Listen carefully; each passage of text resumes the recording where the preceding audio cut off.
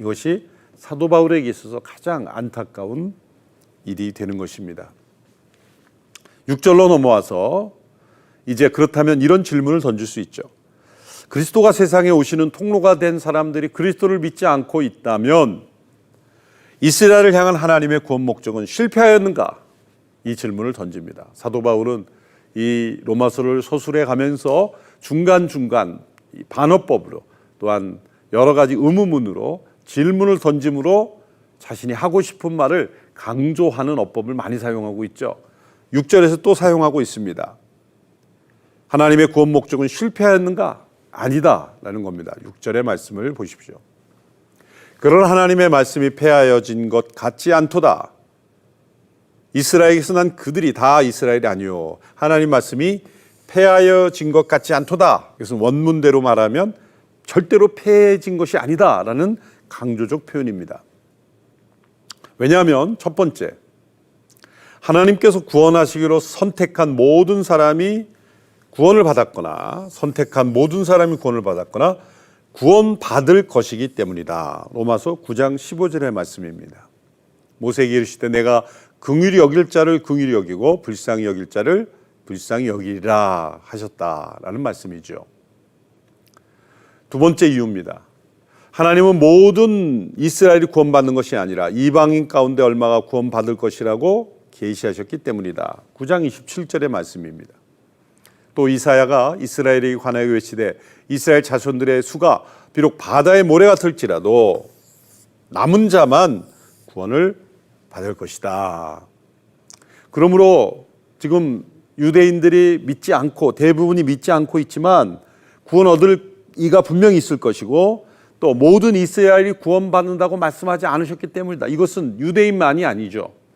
어느 민족이나 모든 민족, 모든 사람들이 100% 복음화율 이건 없습니다.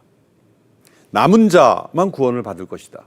그러면 이 남은 자가 어느 정도의 숫자냐 그건 우리는 알 길이 없는 것입니다. 그러나 중요한 것은 100%의 구원이 아니라는 것. 그것은 분명합니다. 그러면 유대인들에게서도 동일한 원리가 적용될 수 있다는 것이죠. 세 번째, 이스라엘이 믿지 않은 것은 그들의 잘못이지 하나님의 잘못이 아니기 때문입니다. 로마서 10장 21절에 나오는데 10장과 11장의 내용도 좀 먼저 소급해서 내용을 살펴보겠습니다. 이스라엘에 대하여 이르되 순종하지 아니하고 거슬러 말하는 백성에게 내가 종일 내 손을 벌려노라 했노니라. 하나님께서는 종일 손을 벌렸습니다. 내게로 오라. 내가 너를 사랑한다. 내가 너를 이끄는다. 종일 손을 벌렸지만 거절한 것은 이스라엘이다. 하나님이 불의한 것인가? 하나님의 구원 목적이 실패한 것은 아니다라는 말씀이죠. 또 네 번째 이유입니다. 이스라엘 가운데 구원받은 사람들이 있기 때문이다. 로마서 11장 1절입니다. 하나님이 자기 백성을 버리셨느냐? 그럴 수 없느니라. 나도 이스라엘이 아브라함 씨에게서 난 자의 베냐민 집배라. 사도 바울 자신을 예로 든 겁니다. 나도 이스라엘이지만 내가 구원받지 않았느냐? 그러므로 이스라엘 가운데 분명히 구원 얻을 자들이 있는 것이다. 그 남은 자들이 얼마나 될지는 우리 알지 못한다.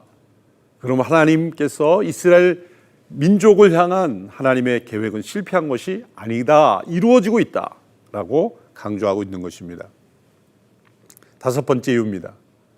과거에도 모든 유대인이 구원받은 것이 아닙니다. 남은 자만 구원받았기 때문입니다. 11장 5절에서 7절의 말씀. 그런즉 이와 같이 지금도 은혜로 택하심을 따라 남은 자가 있느니라.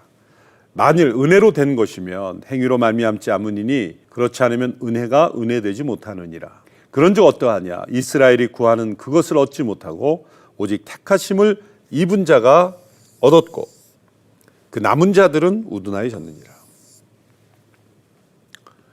하나님께서 은혜로 택하심을 따라 남은 자가 있다 말씀하셨습니다. 행위로 말미암지 않은 은혜를 은혜되게 하는 남은 자가 분명히 있다. 그래서 어느 시대건 하나님께서 구원하시는 자는 항상 남은 자다.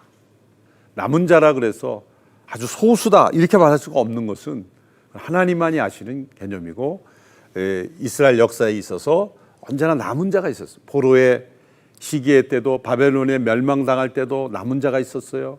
살아남은 자만이 아니라 그중에서 하나님을 경외하며 돌아온 남은 자들이 있었습니다. 이런 남은 자를 통해 하나님의 역사가 또 이루어졌죠. 노아의 홍수 심판 때도 남은 자를 통해 새로운 역사가 일어났습니다. 이런 남은 자의 구원, 이것이 이스라엘 민족에게도 동일하게 적용되고 있다라는 것을 강조하고 있는 것입니다. 여섯 번째 이유입니다. 이방인의 구원은 이스라엘을 시기하게 만들어 그들 가운데 또한 얼마를 구원하시기 위한 하나님의 수단이기 때문이다. 매우 독특한 시각입니다. 자, 이방인들의 구원이 이스라엘을 시기하게 만든다. 그리고 그것이 이스라엘을 구원하는 수단이 된다라는 시각입니다. 이제 로마서 11장에서 자세하게 살펴보겠지만 먼저 11절, 12절의 말씀을 보시겠습니다. 그러므로 내가 말하노니 그들이 넘어지기까지 실족하였느냐? 그럴 수 없느니라. 그들이 넘어짐으로 구원이 이방인에게로 이르러 이스라엘로 시기나게 하림이라. 그들의 넘어짐이 세상의 풍성함이 되며 그들의 실패가 이방인의 풍성함이 되거든 하물며 그들의 충만함이리요. 사도 바울이 이 하물며라는 용법을 자주 사용하죠. 자, 이스라엘이 믿지 않아서 지금 현 단계에서 구원에 이르지 못한 것을 넘어짐이라고 표현했습니다. 그리스도를 믿지 않는 것입니다. 그들이 율법에 갇혀 있고 그들의 관습과 문화에 갇혀 있으므로 그들을 통해서 온 그들의 육신의 혈통을 통해 온 예수 그리스도를 믿지 않는 그 넘어짐이 이방인들이 도리어 예수 그리스도에게 올 수 있는 그러한 길이 됐다. 역설적인 것이죠. 또 아이러니하다라고 표현할 수 있는 것입니다. 그런데 이방인의 구원이 넘어짐으로 시작됐다는 것이 어떻게 표현하냐면 이스라엘로 시기나게 하는 것이다. 자극이 될 것이다. 이스라엘 백성들이 수많은 사람들이 성지순례라는 이름으로 예루살렘을 방문하고 갈릴리를 방문하고 시내산을 방문합니다. 그 사람들에게 어쩌면 도전이 될 수도 있어요. 우리는 이곳이 늘 일상적인 곳이기 때문에 아무런 어떤 느낌이 없지만 그곳에 와서 눈물 흘리며 기도하며 예배 드리는 또 엄청난 재산을 사용하면서 그 땅에 오는 사람들을 보면서 저 사람들이 도대체 무엇을 보려고 이 땅에 그렇게 오는가 생각하지 않겠습니까? 또 그들이 믿는 믿음을 고백할 때 나는 너무나 익숙한 우리의 역사지만 우리 역사 속에 그런 비밀이 있었는가? 라는 생각을 하지 않겠습니까? 가장 많은 사람들이 여행하고 싶은 곳이 이스라엘 아니겠습니까? 특별히 예수 그리스도를 믿는 사람들 가운데는 또 심지어 캐톨릭 신자 가운데도 마찬가지입니다. 이런 모든 흐름들이 이스라엘에게 시기나게 하는 그들의 마음속에 숨어있는 양심을 일깨우고 또 그들이 더욱더 하나님 앞에 나오도록 하는 역할을 하게 될 것이다. 사도 바울이 가진 독특한 시각입니다. 이스라엘이 넘어짐이 세상, 특별히 이방 세상의 풍성함이 되었다면 하물며 이제 그들의 충만함이리요. 이것은 이스라엘이 충만하게 구원받을 날을 사도 바울이 소망하고 있다. 믿음으로 내다보고 있다라고 우리가 알 수가 있습니다. 지금은 넘어져 있지만 이스라엘의 충만한 회복과 구원의 역사가 일어나게 될 것이다 라고 고백하는 사도 바울의 고백이 숨어 있는 것입니다. 일곱 번째, 종국에는 온 이스라엘이 구원을 받아 하나님께서 이스라엘에 하신 약속이 성취될 것이기 때문이다. 로마서 11장 25절에서 27절의 말씀입니다. 형제들아, 너희가 스스로 지혜 있다 하면서 이 신비를 너희가 모르기를 내가 원하지 아니하노니 이 신비는 이방인의 충만한 수가 들어오기까지 이스라엘의 더러는 우둔하게 된 것이라. 그리하여 온 이스라엘이 구원을 받으리라. 기록된 바 구원자가 이 시온에서 오사 야곱에게서 경건하지 않은 것을 돌이키시겠고 내가 그들의 죄를 없이 할 때 그들에게 이루어질 내 언약이 이것이라 함과 같으니라. 여기 신비라고 했습니다. 신비로운 하나님의 역사가 있다. 그것을 알기 원한다. 그 신비는 무엇인가? 자, 이방인의 충만한 수가 하나님 나라로 들어오게 된다. 근데 그때 이스라엘의 더러 일부는 우둔하게 됐다. 그런데 그 과정을 통해서 온 이스라엘이 구원을 받게 된다. 이 사이로 들어간다면 이스라엘이 시기하게 된다. 이스라엘의 시기의 과정이 있다. 사도 바울이 이렇게 표현했습니다. 그래서 온 이스라엘이 구원을 받게 된다. 경건하지 않은 것들도 돌이키신다. 이렇게 말씀하셨습니다. 여기서 이제 이 온 이스라엘이 누구인가? 참 신학자들이 파헤치기 좋아하는 중요한 내용입니다. 여기서 온 이스라엘은 무엇인가? 신학에 관심을 가지고 조사하는 분은 온 이스라엘은 항목이라고 조사해 보면 아마 수많은 논문들이 쏟아져 나올 겁니다.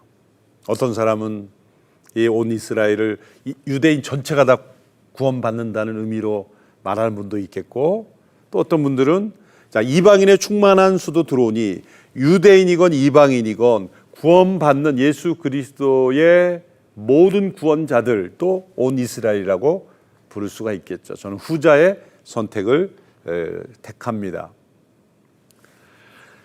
온 이스라엘, 이방인의 충만한 수 플러스 유대인의 충만한 수, 이것이 온 이스라엘이다. 이렇게 보는 관점이 맞을 겁니다. 그렇지만 여기에는 유대인의 충만함도 포함되어 있고 또 이방인의 충만함도 다 포함되어 있는 온 이스라엘, 하나님께서 유대 민족을 통하였지만 혈통적 유대인이 아니오라고 사도 바울이 이미 로마서 2장에서 말씀했지 않습니까? 이면적 유대인이 유대인이다. 표면적 할례자가 진짜 할례가 아니다. 그러니까 여기서 온 이스라엘 할 때는 표면적 유대인만을 말하는 것이 아닙니다. 그러나 이 속에는 유대인들이 믿지 않고 있다가 이방인들이 충만한 수가 다 참으로 인해서 이스라엘이 시기가 나고 결국 이스라엘도 충만한 구원에 이르게 된다. 그러나 그것은 남은 자들이다 라고 설명하는 겁니다. 모두는 아니다. 그래서 온 이스라엘이 모든 유대인은 아닌 것입니다. 그렇다고 모든 이방인만도 아닌 것입니다. 유대인이건 이방인이건 모두가 하나 되어 영적 이스라엘로 구원받은 하나님의 백성들, 그리고 하나님의 역사에서 남은 자라고 말씀할 수 있는 사람들, 그들이 온 이스라엘이라 말할 수가 있는 것입니다.